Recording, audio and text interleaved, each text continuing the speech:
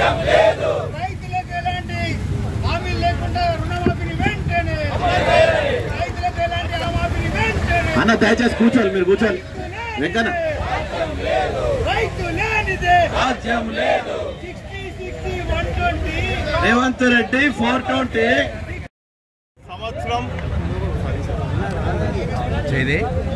గత సార్వత్రిక ఎన్నికల్లో అధికారంలోకి రావాలని చెప్పి కాంగ్రెస్ పార్టీ తెలంగాణ ప్రజలను అమలు కాని అనేక హామీలు ప్రకటిస్తూ అధికారంలోకి వచ్చిన తర్వాత ఏ ఒక్క వర్గాన్ని కూడా పట్టించుకోకపోవడం చాలా బాధాకరం. ప్రజలందరూ కూడా ఆందోళన చెందుతున్నారు. ప్రత్యేకించి చెప్పాలంటే రైతే రాజుగా చేయాలని తలంపుతోని తెలంగాణ రాష్ట్రంలో వ్యవసాయం దండుగా కాదు పండుగ నిరూపించినటువంటి కేసీఆర్ గారు బీఆర్ఎస్ పార్టీ ప్రభుత్వం రైతుల సంక్షేమం కోసం రైతు బంధు, రైతు బీమా, ₹1,00,000 రుణమాఫీ, సకాలంలో ఎరువులు, నాణ్యతతో కూడిన విత్తనాలు, రైతులను చైతన్యవంతం చేయాలని రైతు వేదికలు, చివరి మడి వరకు కూడా నీళ్లు పారించాలని చెప్పి అనేక ప్రాజెక్టులు, కాళేశ్వరం లాంటి ప్రపంచంలోనే అబ్బరపోయే ప్రాజెక్టు నిర్మాణం చేసి ఈరోజు రైతులను అన్ని రకాలుగా ఆదుకోవడం జరిగింది. కానీ కాంగ్రెస్ ప్రభుత్వం వచ్చిన తర్వాత ఇచ్చినటువంటి మేనిఫెస్టోలో ఏ ఒక్క హామీ కూడా అమలు చేస్తలేదు. 420 హామీలలో 6 గ్యారెంటీలలో ఏ ఒక్కడు కూడా అమలు చేయకుండా కేవలం ఒకే ఒకటి మహిళలకు ఫ్రీ బస్, అది కూడా తక్కువ బస్సులు నడిపిస్తున్న కారణంగా మహిళలందరూ కూడా ఇబ్బంది పడుతున్నారు.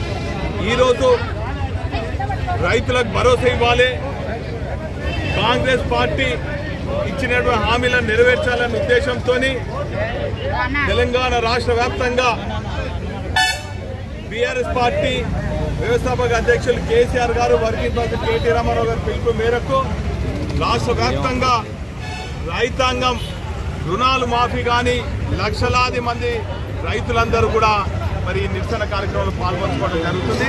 వారికి భరోసా కల్పించాలని, వారికి అండగా ఉండాలని చెప్పి గులాబీ సైనికులం అందరం కూడా వారికి అండగా ఉండటం జరుగుతుంది. ఈరోజు వింత వింత ప్రకటనలు, డిసెంబర్లో 49 కోట్లతోని మరి రుణాలు మాఫీ చేస్తా అన్నారు.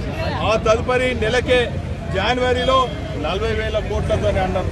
ఆ తదుపరి జూలైలో 31,000 కోట్లు అన్నారు. ఆ తర్వాత బడ్జెట్లో 26,000 కోట్లు పెట్టారు. చివరికి మరి శ్రీనివాస్ రెడ్డి గారు 15,000 కోట్లు శాంక్షన్ చేసిండ్రు. స్వయాన వ్యవసాయ శాఖ మంత్రి గారు 7,500 కోట్లే మేము మంజూరు చేయగలిగినాం, మాఫీ చేయగలిగినాం. అంటే ఈ తీరుగా పొంతలేని ప్రకటనలతోని రైతులందరూ కూడా ఆందోళన చెందుతున్నారు. కాబట్టి రైతులకు భరోసా కల్పించాలని ఈ కార్యక్రమం నిర్వహించడం జరుగుతుంది. ఈరోజు చూసినట్టయితే మా రైతు కేవలం 34,000 ఉన్నా కూడా ఈయనకు రుణమాఫీ కాలేదు. మా వెంకన్న గారు ఈరోజు 2,14,000 రూపాయలు ఉన్నాయి, 114 రూపాయలు, 2,114 రూపాయలు ఈయనకు మాఫీ కాలేదు. మా పెద్దనాయనకు 87,000 ఉంటే ఈయనకు మాఫీ కాలేదు.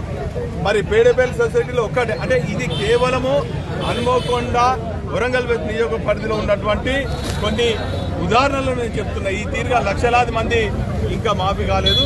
కాబట్టి చివరి వరకు రైతులకు ప్రతి ఒక్కరికి కూడా రుణం మాఫీ చేసే వరకు మా పోరాటం ఆగదు.